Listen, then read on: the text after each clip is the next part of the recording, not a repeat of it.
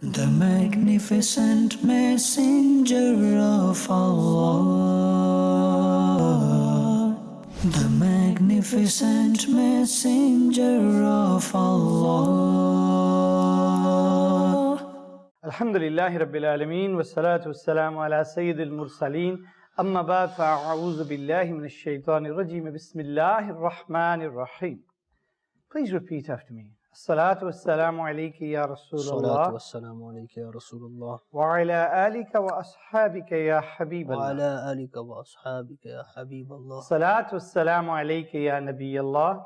الصلاة والسلام عليك يا نبي الله Wa ala alika wa ashabika ya Nur Allah. وعلى آلك وأصحابك يا نور الله Sallallahu ta'ala ala Muhammad sallallahu alayhi wa sallam. Viewers of Madani Channel, welcome back to YOLO, the magnificent messengers of Allah Azza wa Jal. Now last week, we went through, the early times when Hazrat Sayyidina Adam alayhi salam was created, and then what all the prophets alayhi salam said in the shan of Nabi Kareem sallallahu alayhi wasallam, the greats like Sayyidina Musa alayhi salam, Hazrat Sayyidina Ibrahim alayhi salam, and Sayyidina Isa alayhi salam. Today, we're going to approach this from a different angle. But before I do, let me share with you something amazing.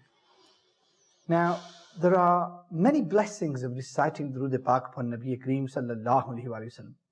Now, how beautiful would it be that wherever you went, constantly, you are under the mercy of Allah Azza wa Jal. The mercy of Allah Azza wa Jal is being showered upon you.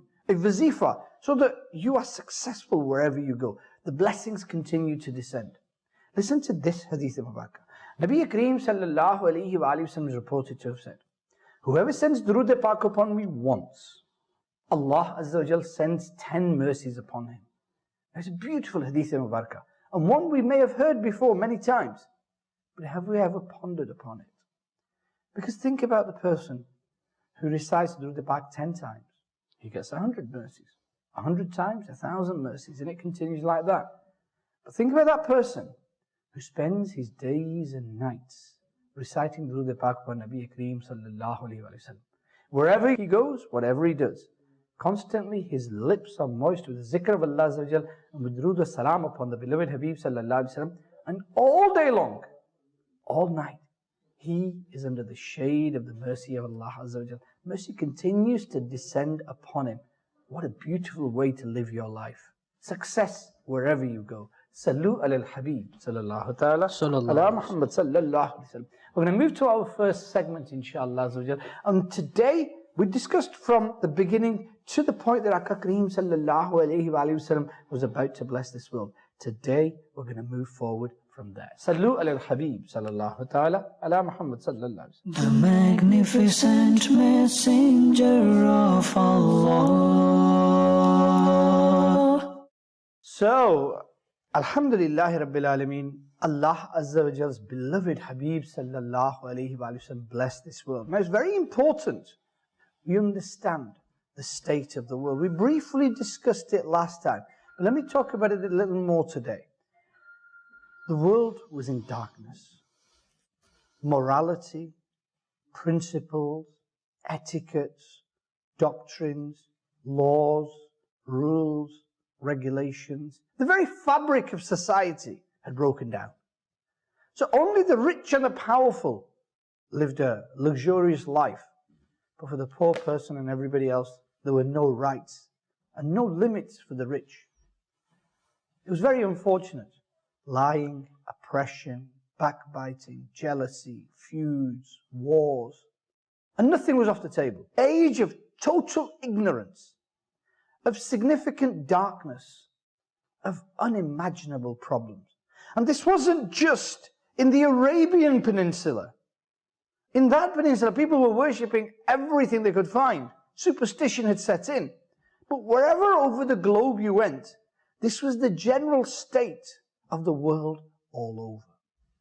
And Aka Kareem sallallahu alayhi wa sallam was sent as a mercy to the world. And since that time, the world has changed.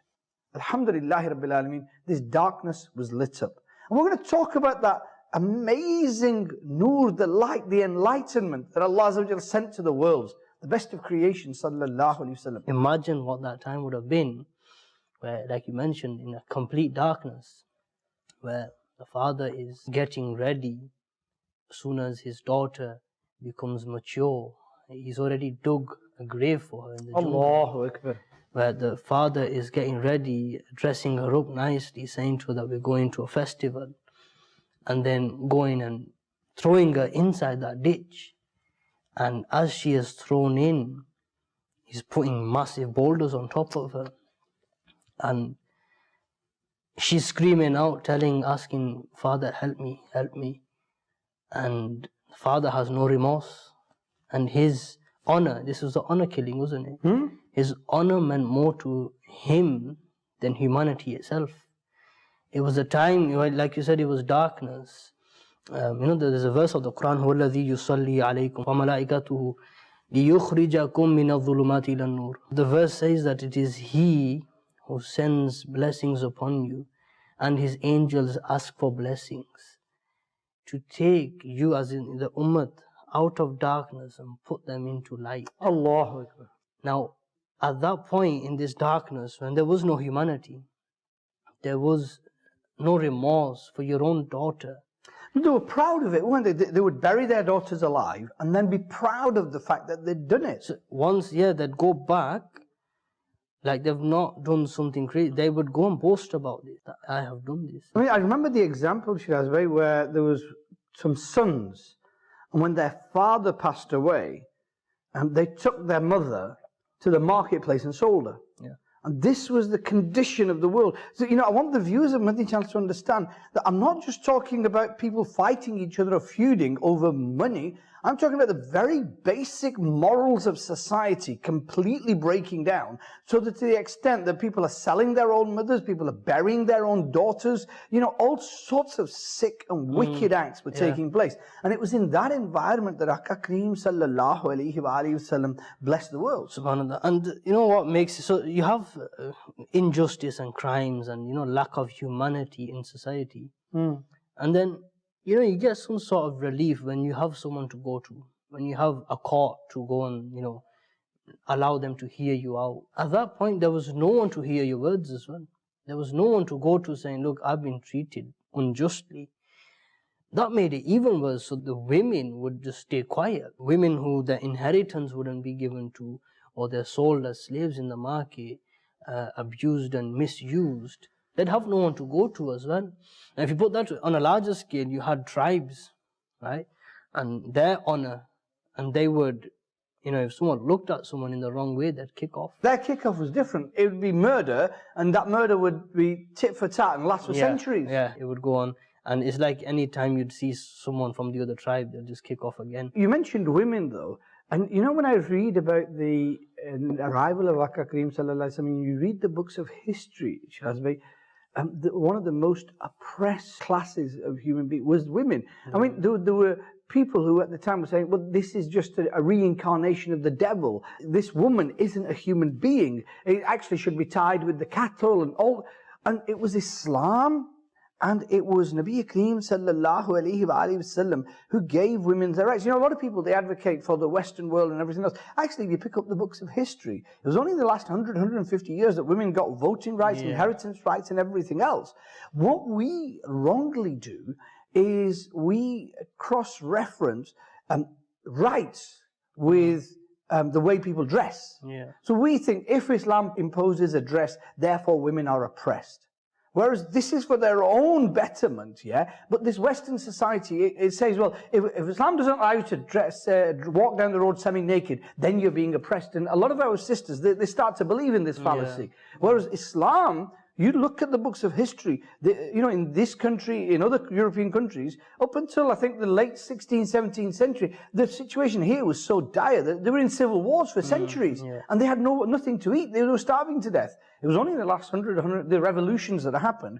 And women's rights only came along in the last year. It was the beauty of Islam. That Aka Kareem sallallahu alaihi wasallam, this is the same, people who were selling their mothers on the marketplace, and who were burying their daughters alive, and who were, abusing other people's mothers and daughters. And these same people now had turned so much That, Nabi Kareem Sallallahu Alaihi Wasallam said, Jannat lies at the feet of your mother, and they were coming kissing their mother's feet. And the same people who were burying their daughters alive were now asking, what is the reward for raising a daughter? When Nabi Kareem Sallallahu Alaihi Wasallam said it's Jannat, they were saying, Ya Rasulullah, you said 3 daughters. What if somebody has 2? Ya Rasulullah, what if it's 1 daughter? This was the mindset could change somebody.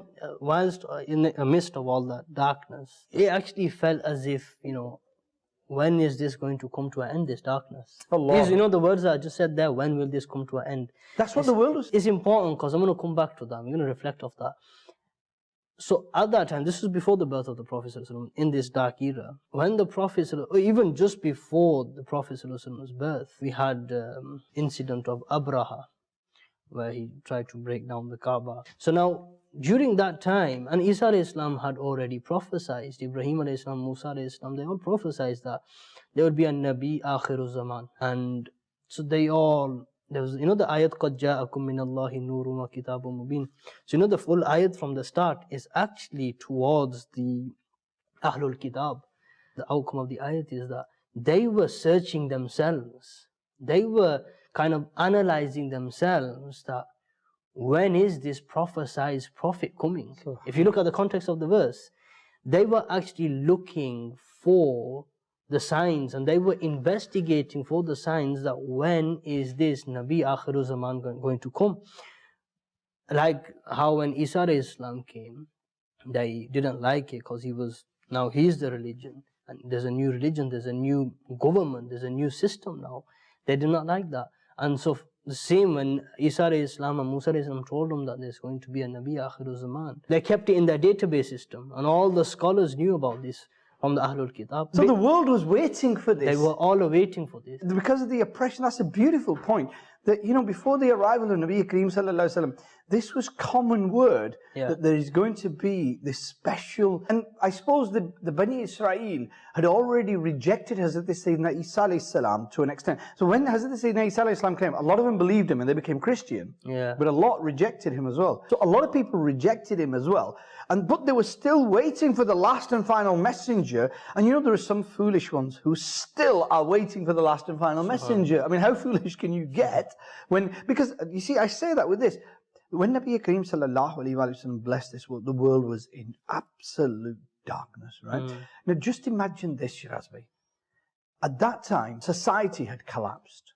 Everything had finished almost. It was the lowest of the low that the humans have ever been. Now, if Aka Kareem Sallallahu Alaihi Wasallam had not blessed these worlds at that time, so what would be our condition today? Internationally, the world. What condition would the world have been? It would have been such a barbaric place, and such a dark place, and such a evil place that nobody would have had anything, because that cycle of continuous violence and oppression and no morals and no doctrines and no principles and just lusts and desires for 1,500 years, well, 2,000 years. Subhanallah. So when the Prophet ﷺ, when he came, right, when he went to Sham for the trading, I think he was 25 years old at that time, or maybe younger. When he got there, there was a scholar from the Ahlul Kitab, and he recognized that he's a prophet. He recognized that he's a prophet. But at that time, he hadn't announced his prophethood. And basically, he gave them instructions saying that make sure you respect this person. Because all the signs fit him. They had tabs, kind of had it in their database system that, there will be a prophet coming. Many miracles happen when, the branch kind of extended to shade the Prophet ﷺ. Another trip. So people notice that this person, he fills all the criteria of the signs that have been mentioned for the final prophet. But the important thing was that, Shazvi, the entire world had been waiting for this event. What you've just told us actually proves that even when Aka Kareem Sallallahu Alaihi Wasallam hadn't announced their prophethood, people were recognizing them because the entire world was still waiting for this amazing last and final messenger of Allah, the Habib of Allah. I mean, there's a palace in Iran, wasn't there? Kisra, and it had 14 spikes, and this was obviously the place of evil and worship of idols and everything else, and the 14 spikes were embedded in there. When Nabi Kareem Sallallahu Alaihi Wasallam blesses this world, they fall. And that's a sign that, and then when Aka Kareem sallallahu alayhi The balconies, basically each one represented that they're going to have 14 more emperors. Then there was a flame that they had, didn't there? Because there was a lot of fire There was worshippers. this fire that had been ignited for around 1,000 years. So they kept it going for 1,000 years. And they worshipped it? Generally, yes, fire worshippers. And this fire they had kept alight for over 1,000 years. But the night Nabi Kareem sallallahu alayhi wa sallam was born, it extinguished. The other thing I was going to ask you was, in the blessed Kaaba Sharif, Hazrat Sayyidina Ibrahim alayhi salam has built it, made the dua that we mentioned last week with Nabi Kareem sallallahu alayhi wa sallam, the blessed stone took the footsteps. Now, centuries down the road, the blessed Kaaba Sharif is full of idols. And the night that Aka Kareem sallallahu alayhi wa sallam blessed this world, what happens to those idols? So the Kaaba actually, what happens, so the side of the Kaaba facing the birthplace where Hazrat Amina was, so that corner, it basically fell in. Allahu Akbar. So the Kaaba actually fell over and tilted towards the house of the Prophet. Allah. Do you know it actually, when you go to Makkah, you see the birth house of the Prophet. Yes. I think it's turned into a library now. Abdul Mustafa Azmi Sahib says this as well in his book, Siratul Mustafa. That Kaaba, the corner, basically fell towards that way. And then the idols kind of fell over as well. So it kind of, the world, basically when the Prophet was born, the world and the sky shook. Everything changed. The entire reality of it. Hazrat Amina radiallahu ta'ala, the most amazing mother in the world, because it's the mother of Nabi Kareem sallallahu alayhi wa sallam, says that a light shone and I could see the palaces of Syria. Nabi Kareem sallallahu alayhi wa sallam enlightened the world. And this is why we say that our Habib sallallahu alayhi wa sallam has lit up the world and the darkness of ignorance has disappeared. So light up your homes in happiness of Nabi Kareem sallallahu alayhi wa sallam's arrival. And the other thing was, she also says, doesn't she, that Hazrat Jibreel Amin descended from the heavens, and he had 3 flags. 3 flags. One was hoisted in the east, one in the west, and one on top of the Kaaba, and that signified that this beloved Habib that's just arrived is going to be ruling the world. So all the signs up to now, so this was a major event at the time. So the Prophet ﷺ, darkness, then the light came. Subhanallah. Now this light, its main duty was to kind of spread this light around the world. One of the reasons, geologically, where the Kaaba is in the center of the earth. It's on the equator, it's in the center geologically. Imam Jalaluddin Suyuti mentions that when the earth first, it was all water, the first, crust or layer of earth began from where the Kaaba is. Subhanallah. The first mountain was Jabal Abi Qubais. And from there it basically spread out. So the Prophet ﷺ came in Makkah for his light to shine around the world and to kind of restore humanity, to put humanity back into people. So as he was growing up, and then it came to that point where, if you remember the 4 tribes that had a kickoff over who's going to put the Hajar-e-Aswad back in the Kaaba. So when this issue arose in Makkah, that who's going to put the Hajar-e-Aswad, the black stone from heaven, inside the Kaaba, when they came onto this, okay, what do we do? What the Prophet, his wisdom at that point, the Prophet ﷺ said, okay, what we'll do is, I'll get a piece of cloth, a tough piece of cloth. You hold one side each, right? 4 corners of the cloth. And I'll pick up the Hajar-e-Aswad, I'll put it onto the cloth. You guys march, I'll walk in front, right? When you get outside the Kaaba, I'll pick you up and put you inside the Kaaba. Everyone agreed with that. Allah. Everyone was happy with that. And everyone, because what it was like, I don't want him to accept leadership. I don't want him to accept leadership. When Muhammad Rasulullah came forward, everyone accepted his leadership. The leadership. Subhanallah. And it wasn't even that, the Prophet ﷺ actually made them feel a part of something. This was before he announced prophethood. People were already accepting him. They already gave him them qualities. His amazing character. I mean, the other thing, you talk about that time, but Hazrat Abbas radiallahu ta'ala says that, Ya Rasulullah, when he was invited to Islam, he said, I accepted pretty much straight away because when you were young, you were in the cradle, I knew when you used to move your finger and the moon used to follow around.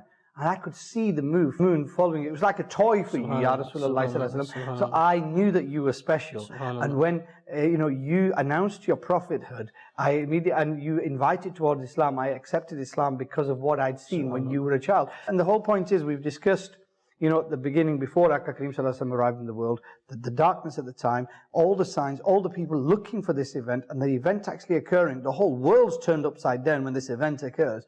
And then straight after, what the people of Makkah see, even when Nabi Kareem Sallallahu Alaihi Wasallam hadn't blessed this world, you mentioned Abraha. And Abraha came with elephants, didn't he? Yeah. He came with elephants to knock down the Kaaba. And there's a very beautiful story in relation to Nabi Kareem Sallallahu Alaihi Wasallam's grandfather Mubarak, where they, Abraha takes their camels, doesn't he? And they go to the court of Abraha and they say, can I have my camels back? And he says, hang on a minute, you're the leader of these people. I'm intending to knock down the Kaaba, and yet you haven't come here to stop me. You want your camels back? He said, look, the camels are mine. I'll have them back. That is the house of Allah. Allah will protect it. But behind the scenes, he had made dua, and Allah sent the birds. Now, so these are the events leading up to it. So at the time of the birth of Nabi Kareem Sallallahu Alaihi Wasallam, then Hazrat Halima Sadiya radiallahu ta'ala, I always love that story when she says, when she came and she took Nabi Kareem Sallallahu Alaihi Wasallam back, and her neighbours, poor village, foster village, and they say, why are you lighting bright candles every night? Why is your house all, suddenly alight at night? And she says, I don't do anything. It's, there are many, many stories. And I'd encourage the viewers of Madani Channel to read these stories about the childhood of Nabi Kareem Sallallahu Alaihi Wasallam, read them to your children as well. But coming to... so it was dark ages. The Prophet ﷺ was born. Now if you look at what he changed, right? So like when we mentioned that he brought tribes together. First thing, one of the main things, he brought the tribes together. If you look at, the story of Hazrat... Zayd bin Harisa. Allah. I think is one Sahabi that's mentioned by name in the Quran. Yes. And now in that story, briefly, he was a slave, was kidnapped, he got sold around in the market. As a child? As a child, I think age of 8 or something. Yeah. He got kidnapped, he was sold around in the marketplace. Eventually, Hazrat Khadijatul Kubra, it came into her ownership. Hazrat Zayd bin Haritha. When the Prophet ﷺ married Hazrat Khadijatul Kubra radiallahu anha, she gifted Zayd, who was a slave, right? He was a slave at that point. He gifted this slave to the Prophet ﷺ.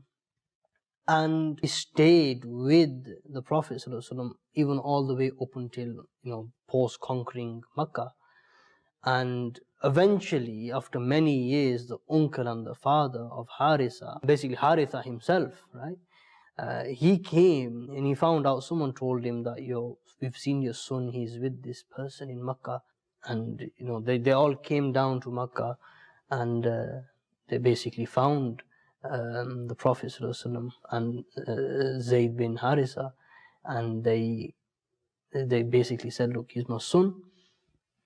We'd like to take him back. His mother, his sister, his brothers. They were willing to pay. And they were willing to pay. And the Prophet ﷺ said, look, if he's your son, take him. If he's your son, take him. Between this conversation, if you try to picture it, between this conversation, the Prophet ﷺ is talking to the father of Zayd, and Zayd, he is like kind of looking at his father, looking at the Prophet ﷺ, then looking at his father, looking at the Prophet ﷺ, and they're talking about Zayd going back home. He said, Father, I don't want to go back. I don't want to go back. And that is such a deep statement where you've been kidnapped and you've ended up with a person who is your master and you don't want to leave. Allah. That, if you actually try and understand that statement, is deeper than our intellect, because there's a few reasons why he didn't want to leave. Number one, the compassion of the mother, the respect and honor of the father, the love of a brother and sister. Whatever I'm going to get at home, I get it better here. Allahu Akbar. That's number one. Number two, kings will die to serve the footsteps of this person in the future. He already recognized that.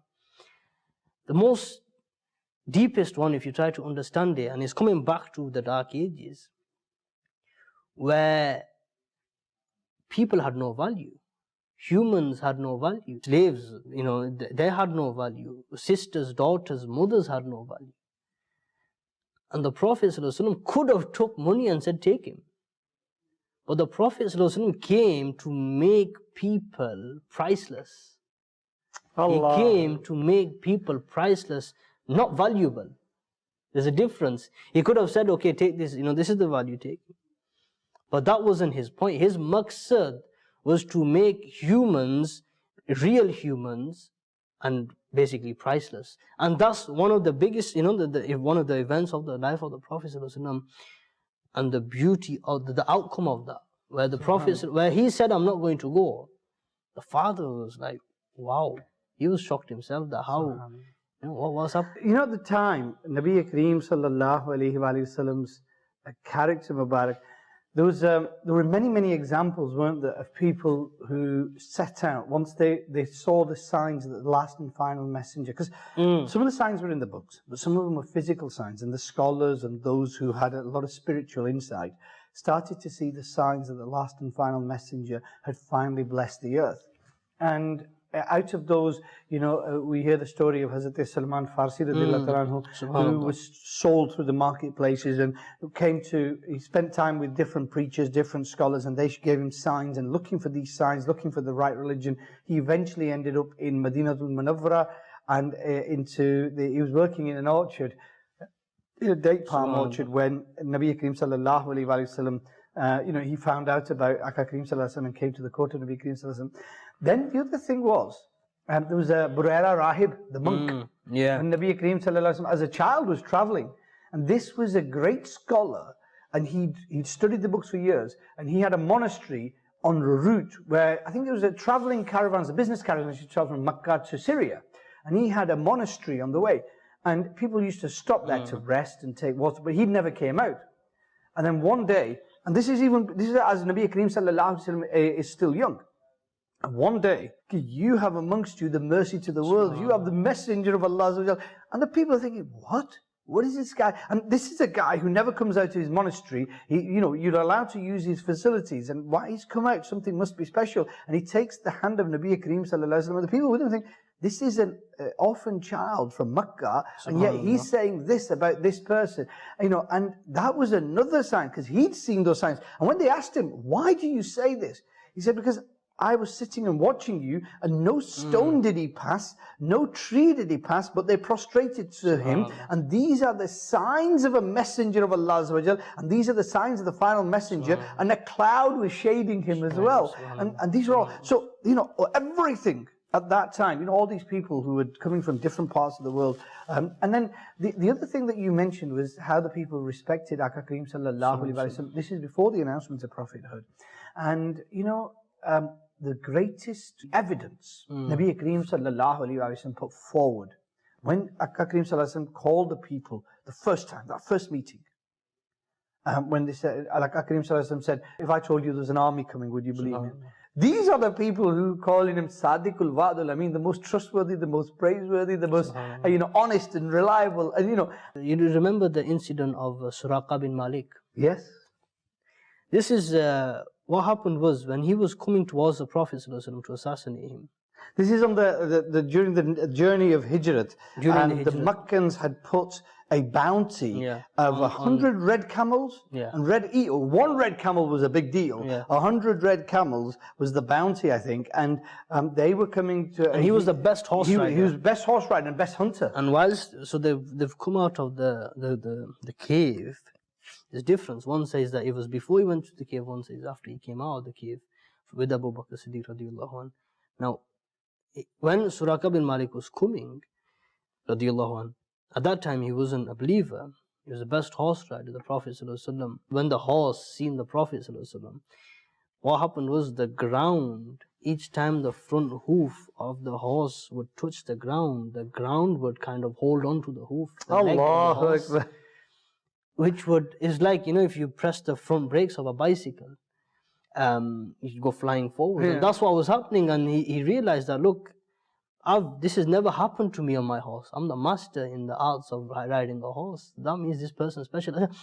What's amazing is the Prophet ﷺ said something to him. He said to him that I can see you wearing the jewels of the empire of Persia. The bangles. Basically the crown, the bangles, the jewels, right?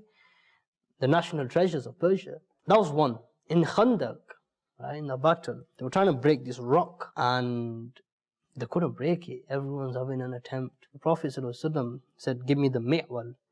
I think in English is a pickaxe. And the Prophet ﷺ hit the stone first time, and a nur, just basically like a thunder strike, and just lights up the darkness.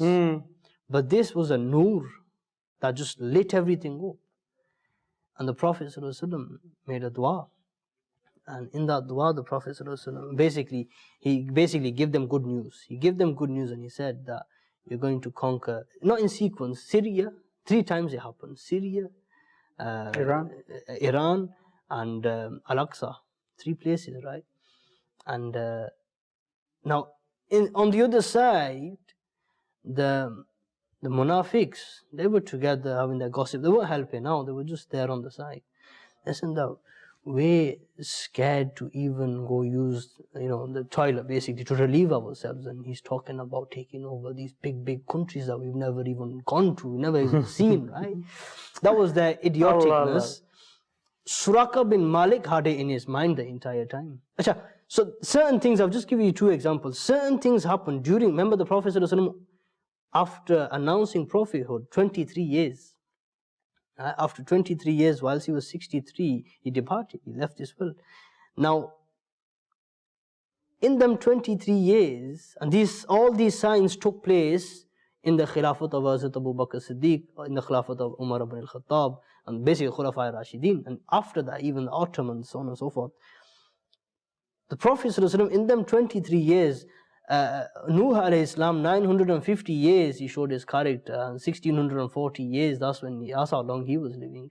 Prophet ﷺ, 23 years. Allahu Akbar. In that time, he has took the past, turned it into this beautiful age, right, in that 23 years, and for the future has made it into this beautiful era. I'm not going to call it the golden era. It's been used too much. It's a Nurani era. Subhanallah. Enhanced by this light the Prophet ﷺ has given with his prediction. So each hit that he hit that boulder, he gave out this good, glad tidings. Now, this was him giving this good news, and Abu Hurairah, all the close companions that were really close to the Prophet ﷺ, that had that special love for him, Hazrat Bilal. The Prophet ﷺ even had love for them. You can imagine how much of a beautiful, you could say, gathering that was, right? They would always, want to be in the company of the Prophet ﷺ. And Hazrat Jabir would ask his type of questions, Abu Hurairah would ask his type of questions. Once, I think it was Hazrat Abu Hurairah radiallahu anhu, he said, Ya Rasulullah ﷺ, that Allah has blessed us by sending you to us, and we have seen this transformation, right? Will this ever end? Right? Will this ever end? And that was his concern. Sometimes you could ask, when you get close to a scholar or a saint, you could ask a personal question or ask him about something that's been on your mind for some time. So this has been on Abu Hurairah radiallahu anhu's mind for some time, that will this time ever go? Is it going to stay like this now? And you could imagine how much of a beautiful time that was. Prophet ﷺ said that this time will last for a short while, right? And then after around, basically, the hadith, the best generation is my generation. Right? Subhanallah. Then the one that's attached to them. Tabi'in. Then the ones who are attached to them. So that up until the Tabu Tabi'in, basically the 3rd generation, that was the Nurani era. Allah. Right? Akbar. And history has never seen that golden era before, where in the Muslim empire, there was no poor person, where there was no thieves, there was no zina, everything was... You see, that's the important thing. What a lot of people don't realize, when they say the advent of Islam, when they say, how Nabi Kareem Sallallahu Alaihi Wasallam's prophethood unfolded, they talk about Islam ruling. Here we're not talking about Islam ruling the world, ruling the countries. We're talking about the etiquettes of the world changing, the moral stance, the thinking changing, to care for others, to recognize the Creator, to live your life in a totally different way.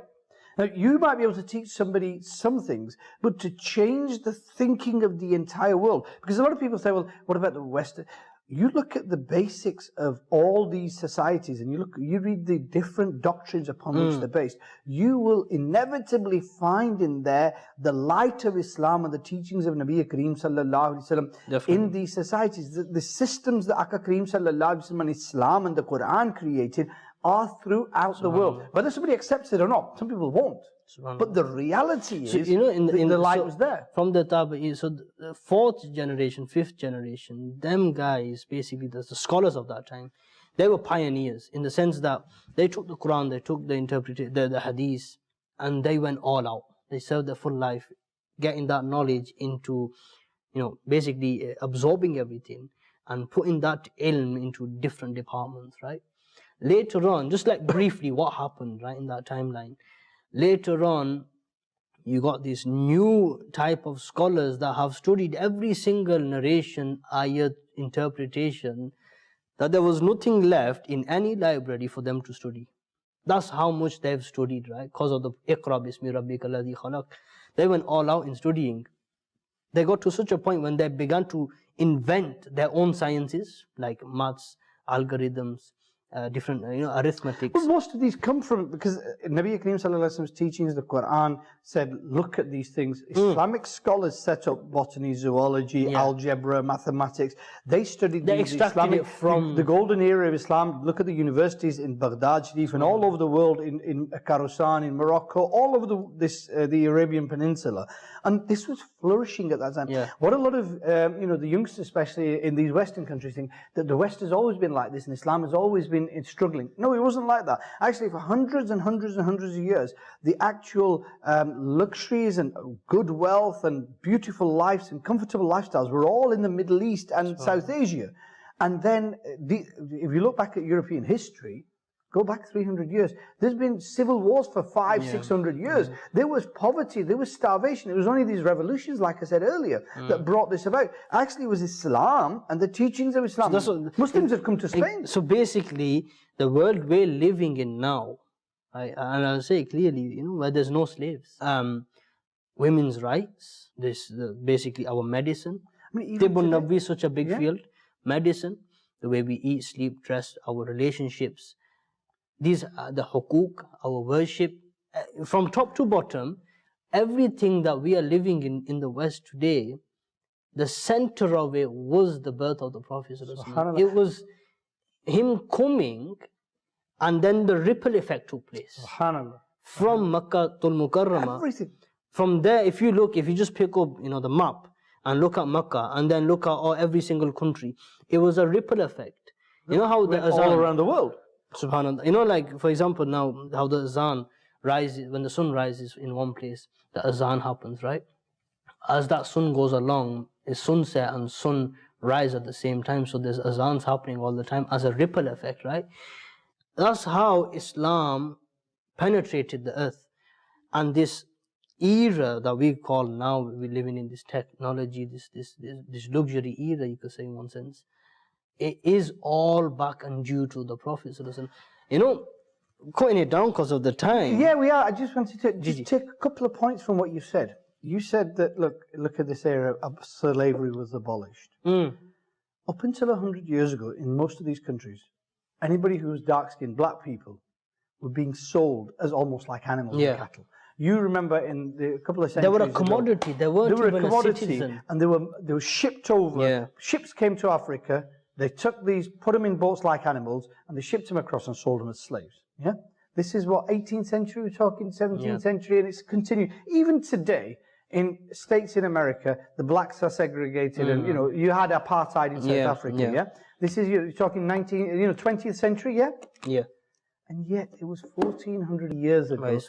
that you had Nabi Kareem sallallahu alaihi wasallam, and you had Hazrat Sayyidina Bilal Bakamar radiallahu ta'ala an, who was Aka Kareem sallallahu alaihi wasallam's right hand man and his chancellor, and he was dealing with the financial affairs of Nabi Kareem sallallahu alaihi wasallam. And when Nabi Kareem sallallahu alaihi wasallam conquers Makkah, the greatest conquest in history, Hazrat Bilal radiallahu ta'ala given the privilege of climbing the Kaaba and showing the world that here it's all about piety and taqwa, not the color of your skin. You know, people say, where's Islam? This is the true Islam. You know, today, 1460 years later, people still treat black people in a different way. But Nabi Kareem sallallahu alaihi wasallam taught the world that this is not the case. It's not your color of your skin, but it's your piety that dictates. The other thing that you mentioned was medicine.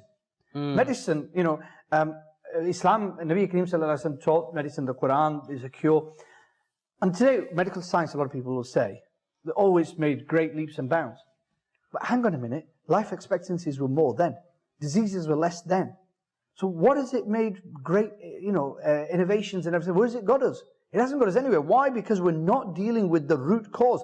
What we're doing is, the technology may have become better to deal with heart disease, to deal with strokes, to deal with other ailments that are caused by our luxuries and our overeating. But if you look at the beauty of Islam, what it did is it nipped it in the bud. It told you to eat moderately, to eat cleanly, to eat pure food. And Islam, so in the golden era of Islam, there was that famous narration where somebody sent one of the Muslim governors helped one of the Persian or Romans, and he sent a doctor. He said to a physician, you go, you're a gift from us to them. And sometime later, this physician comes back, doctor, and he says, they don't need me. He said, what do you mean? What sort of society are they that they don't need a doctor? Every society needs a doctor. He said, no, they don't. Because they live their life by the teachings of their messenger, and they only eat when they're hungry, and they stop eating when they're hungry so they don't get ill. And so these are amazing people. So Islam, actually the prophetic medicine, was so amazing that you can't compare modern medicine to what Nabi Kareem sallallahu alaihi wasallam told us. This is just reaction medicine. You know, take your statins and it'll prevent cholesterol. This is what they do, and we'll do the heart surgeries. But Islam doesn't say, get to a stage where you need to do heart surgery. Islam deals with it at this infancy. So, you know, so all these, you could say, new inventions, this increase of knowledge as we see it today, it all goes back to Rasulullah sallallahu alaihi wasallam. Had he have not come, right? Had he have not come, where would the world be today? Now, someone might deny. You wouldn't have these.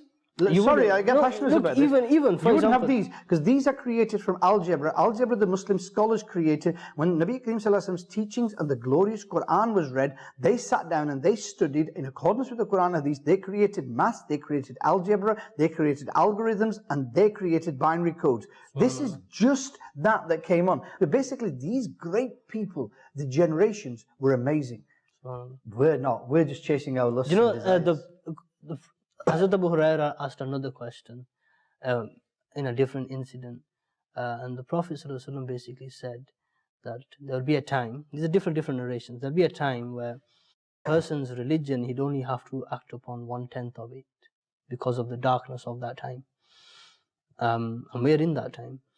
There's another narration, the Prophet ﷺ said that there'll be a time where a person would walk past a grave and he would desire to be in the grave rather than on the earth.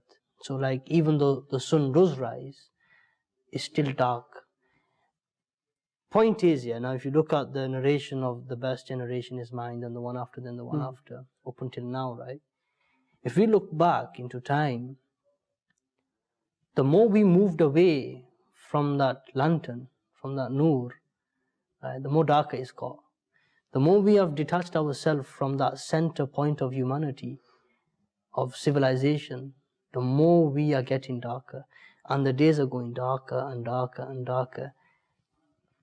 In a society like this, where the Prophet ﷺ came, gave you everything, and you know, especially here in the UK, you know, in the winters, because our nights are really long, what happens is suicide rates, and specifically based on that hadith where the Prophet ﷺ said that a person will desire to be in the grave rather than on the dunya. You know, there's a study, very recent study, and what they've said is that in the UK, because our nights are so long in the winter, there's an increase in suicide rates. right? And they're still kind of trying to figure out why this is. Why is there more suicide in the winter and less suicide in the summer? And so even now in this we call it well-developed, right? We call it they took lives of their daughters. We are taking our own lives. That was a dark age, but this is darker. That was a dark age. They would kill their own. This is darker because you're taking your own life, and we're taking our children's life in different. You got people taking. Now we've broke that. The full stop where you think, okay, that is something has to end here. We broke that. We've gone beyond that, where we kind of have forgotten who we are completely. See, they acted upon what Nabi Kareem Sallallahu Alaihi Wasallam said. Now, just taking, because this is the last program in this kind of the double series, but looking at it from the context of announcing to the world and the world announcing, after those who came after Nabi Kareem Sallallahu Alaihi Wasallam's time, Mubarak, who saw the Sahaba but didn't have the honor and the privilege of seeing Nabi Kareem Sallallahu Alaihi Wasallam, they were great scholars, and Islam started to spread. This light started to spread. Then the Tabatabin, and at the time of Nabi Kareem Sallallahu Alaihi Wasallam's final sermon, the scholars write that there were approximately about 124,000 companions, and yet only 10,000 are buried in Baqi because they spread all over the world to spread the nur, the light, the teachings of the characters of Islam. And Islam spread by character, the books. And at the moment, you're talking billions and billions of people, and touch the lives. The most common name. The most common name is Muhammad. The most common book. Yes, the most memorized book. Subhanallah. And from every aspect, honestly, everybody's been, sorry to interrupt you, everybody's been praising Nabi Kareem Sallallahu Alaihi Wasallam. Yeah, the most praised person. The most praised, even non-Muslims.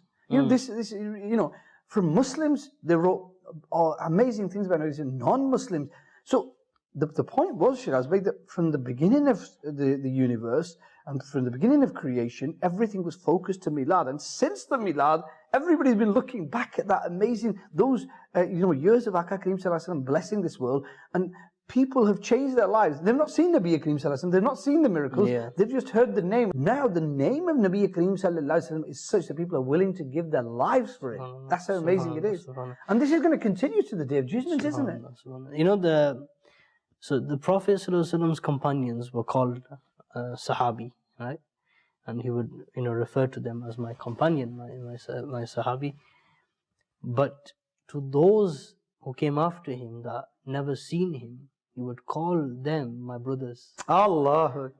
So a companion asked that, Ya Rasulullah, why are you calling them your brothers, but you're calling us Sahabi? Brothers is like akhu, is like blood relationship. Yeah. A sahib is a companion. Akhun is blood relationship, biological brother. So why are you calling them your brother? So it's like a closer relationship. And the Prophet said that you guys have seen me. Allah. And them guys will not even see me, but they will be my followers. Subhanallah, viewers of Madani Channel, we are very privileged that we are in the Ummah of Nabi Kareem Sallallahu Alaihi Wasallam. In these two programs, what we wanted to do while we're covering the magnificent messengers, we wanted to share with you that this was the event for the creation of the universe, the Milad of Nabi Kareem Sallallahu Alaihi Wasallam. And we are fortunate that we celebrate the beautiful Milad of Aka Kareem Sallallahu Alaihi Wasallam for centuries and thousands, hundreds and thousands of years before Nabi Kareem Sallallahu Alaihi Wasallam arrived. The people who are talking about the Milad of Nabi Kareem Sallallahu Alaihi Wasallam. Since the arrival of Aka Kareem Sallallahu Alaihi Wasallam, people have been talking about it and will continue to talk about it till the Day of Judgment. We need to better our destiny by really feeling privileged of being the Ummah of Nabi Kareem Sallallahu Alaihi Wasallam. Let's act upon the beautiful teachings of Nabi Kareem Sallallahu Alaihi Wasallam. Let's change our characters and let's protect our salah. We've got to move on. We've got a very beautiful topic for you in our Real Talk section. Sallu ala al-Habib sallallahu ta'ala ala Muhammad sallallahu alaihi wasallam. The magnificent messenger of Allah. So, alhamdulillah, I really enjoyed it. I learned so much, alhamdulillah, just looking at the life of Aka Kareem Sallallahu Alaihi Wasallam and how other people were waiting for this amazing event. And what Shiraz Bey said earlier, that relatives didn't matter, friends didn't matter, people in power were careless and their rule was power, and basically that's it. Before Nabi Kareem Sallallahu Alaihi Wasallam blessed this world, the position of the relatives was that wealthy relatives were probably looked after, but poor relatives were never given any time of day. Now Islam comes along and things change. And I'm going to ask Shiraz Bhai about that in a few moments, but what we have today is to some extent going back to those old days of ignorance. Today we have this trend of not speaking to relatives, ditching your close, companions, and also not talking to brothers and sisters, even to the extent it's got so bad that some people don't even talk to their parents. So what I want to kind of talk about today, Shiraz Bhai, was, do relatives really matter in Islam? Let me give you an example before I kind of let you answer that. If I'm reading my salah, if I'm going to the masjid, if I'm reading the Quran, but I hate my relatives, I don't want to talk to them, I don't like them. And it's not obligatory, is it? I mean, so what? They can go to hell, as most people say. Yeah, what is the Islamic ruling on that? If I'm pretending to be, I am a pious, let's say for argument's sake, I'm doing everything I should be, but I hate my relatives and I don't talk to any of them. And I don't go to their house and I don't do anything else. What does Islam say about that? A few things, if you go back onto, when the first revelation came. Mm-hmm. When the Prophet went back home to Hazrat Khadijatul Kubra radiallahu anha, and he told her the full story that this is what's happened. She said that you are the one, when two people have kicked off, you are the one who goes and joins them back together. Allah. If you look how her understanding was, Khadijatul Kubra, one of the most wisest women of Makkah, she says, she bases the proof of prophethood on joining ties together. Allahu Akbar. That was the first one. That's an amazing point. That was the first. Then the second one, she goes, you basically stroke the head of a yatim. And you look after the orphan. You give them rights. Rights. You give them affection. Yeah. If you just look at these few things and then you join ties, you stop war and the first one is deep because she's a wise person. She has proved, or her reasoning of understanding that he is a prophet is because he used to join people together. That's an amazing point. I've never thought of that. Wow. That's what her reasoning was. The first thing that she said to him, because you join people together, Allah was going to select you because you have that, what's it called, that not the skill, but the quality. And just to put it into context, it wasn't just that she was the mother of the believers and the wife of Nabi Kareem Sallallahu Alaihi Wasallam, but she was one of the richest ladies in Makkah, and she was one of the wisest and cleverest and purest, and she the Nabi Kareem Sallallahu Alaihi Wasallam had blessed her and married her, and so she, very intellectual woman. Very intellectual person. To be the most successful businesswoman in Makkah. And her reasoning was that because you join people together, that's the reason why Allah would have selected you. Now, so is joining ties together in Islam a thing?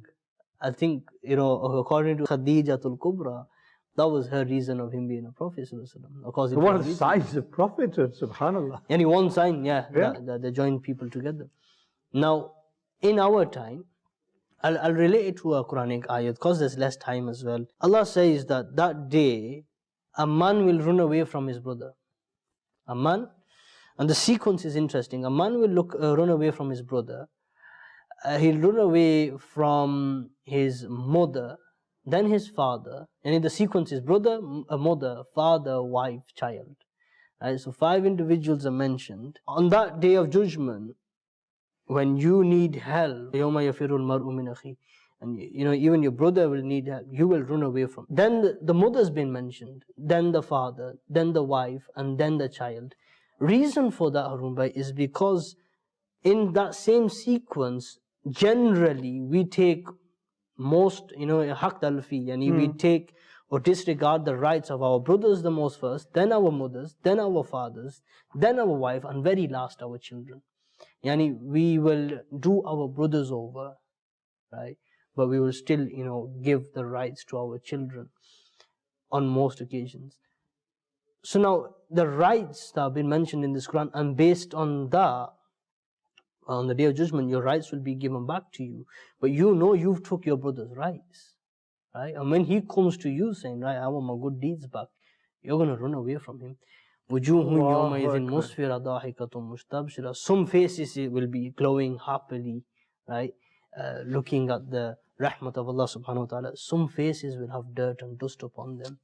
Right? So the second is, we do end up taking the rights of our relatives. That's clear.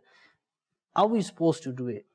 Right? Like, we live in, as a human, Allah subhanahu wa ta'ala has created us such that we live in families and we live in societies.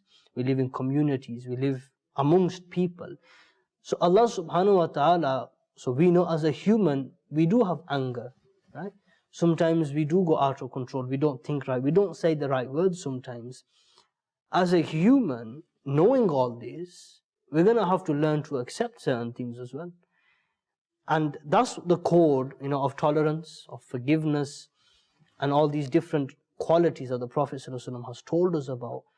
That's what we have to implement when it comes to kicking off with one of our relatives. But wasn't Islam all about bringing people together? Aren't we living in an era where now Separation. We don't want to spend time with people, and we're not prepared to put up with other people's characteristics.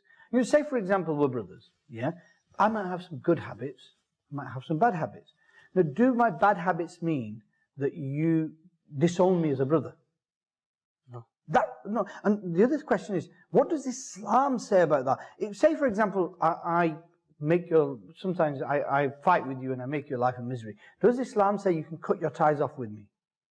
And is it, if I maintain my relationship with you or you maintain your relationship with me, is that something which in Islam is not that important, or is it obligatory? So like what I mentioned, so you have a haqq over a person, right? You have a right. But is it farz or wajib?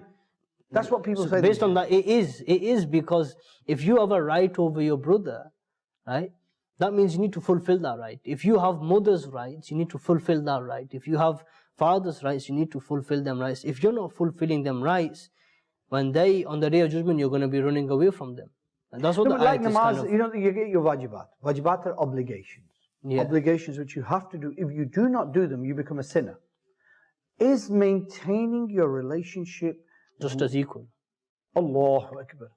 So this isn't something trivial in Islam that you can leave to one side. So what would you say then to a person who thinks that I am pleasing Allah Azza wa Jal by praying my namaz on time and doing everything else, but I'm not going to be questioning about my relatives. They can do whatever they want. So you will get, so that person who reads his namaz with friends is proper nice, passionate, very generous, you'll get that. It's a good trick of the shaitan, this, and he tricks people a lot with this. A person, when he does pray, when he does, give sadaqah, when he is generous, and he has these good qualities, right? They are good qualities. Shaitan tricks him, and Shaitan makes his a'mal glorified. He makes his a'mal look attractive. So now what happens is his focus goes away from the rights of people. He neglects the rights of people, and he says, look, I read my tasbih anyway. So it's balanced out. So the Shaitan kind of confuses the person. Them rights of the family are just as equal. You need to balance them out. You could read the namaz, you could do everything, on whatever it is. All them things could lead up to a bad end. For example, now a person who is very famous, the story of the person who disrespected his mother, and he went home, and she said, "You're always neighing like a donkey." Famous incident, and he was found multiple times. He would come out at a certain time and he would neigh. From his grave. Yeah, that person who disrespects his mother is very risky for him, that he might die without iman. He will be in a serious confusion at the time of death, where he may or may not read the kalima. So point is that, and this is not just family ties, it's not just ties, right? A person like me and you, Harun Bhai, we read namaz, zakat, we fast and everything.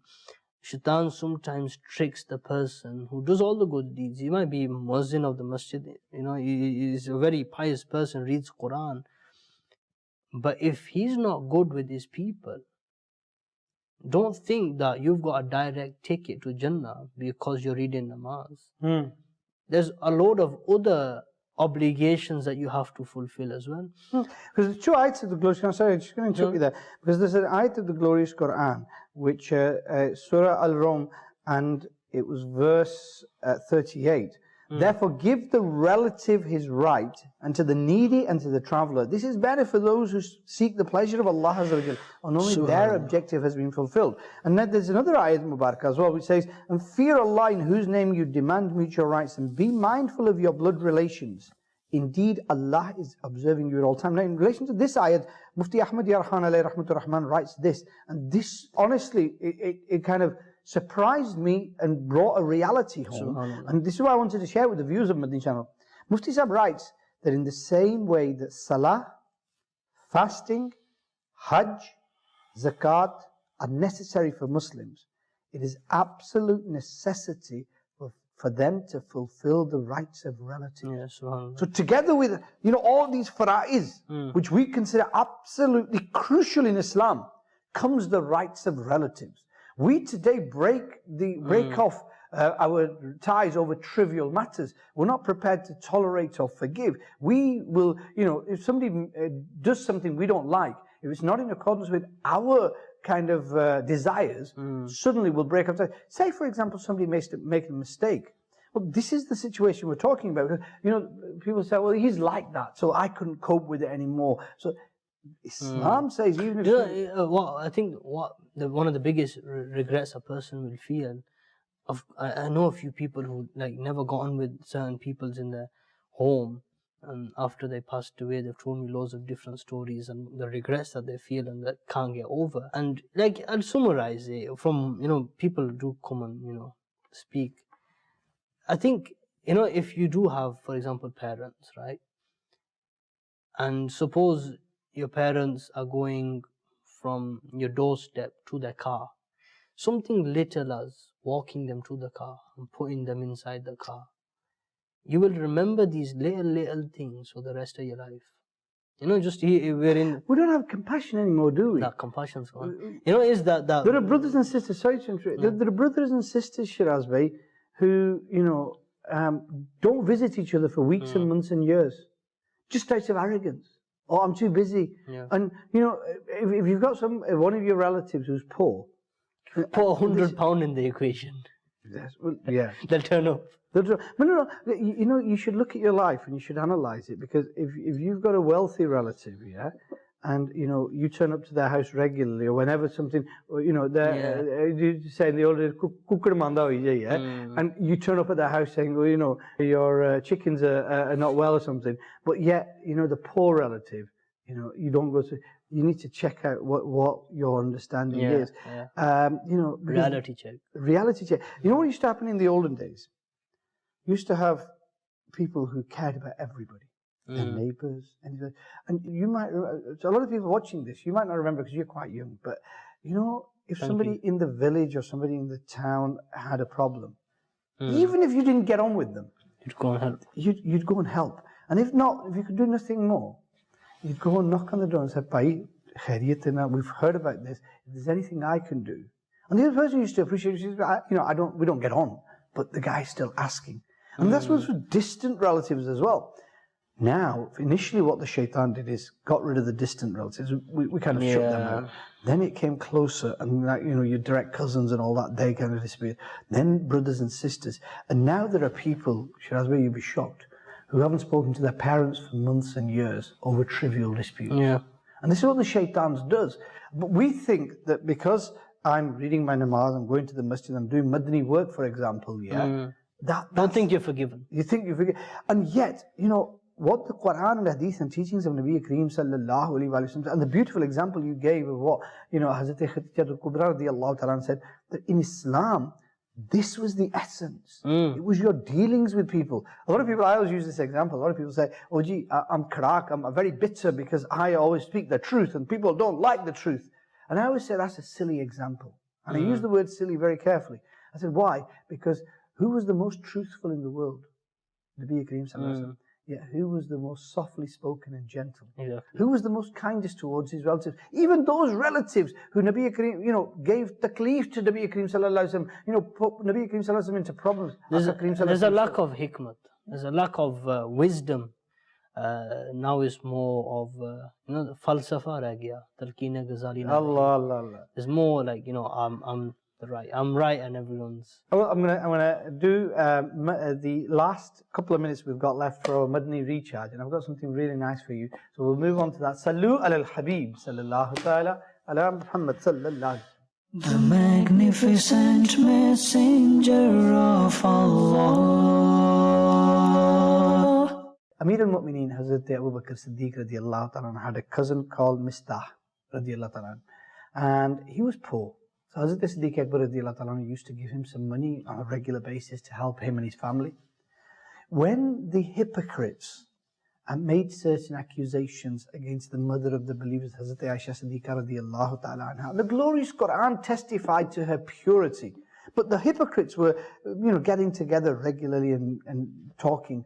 In one of the gatherings, Hazrat Mistah radiallahu ta'ala anhu also attended. He didn't say anything, the scholars, right? But he was with them. When Sayyidina Siddiq Akbar radiallahu ta'ala found out about this, he was a close relative. He became upset. He said, right, I'm not going to give him anything now. I used to help him, his family, and he sits in such a gathering.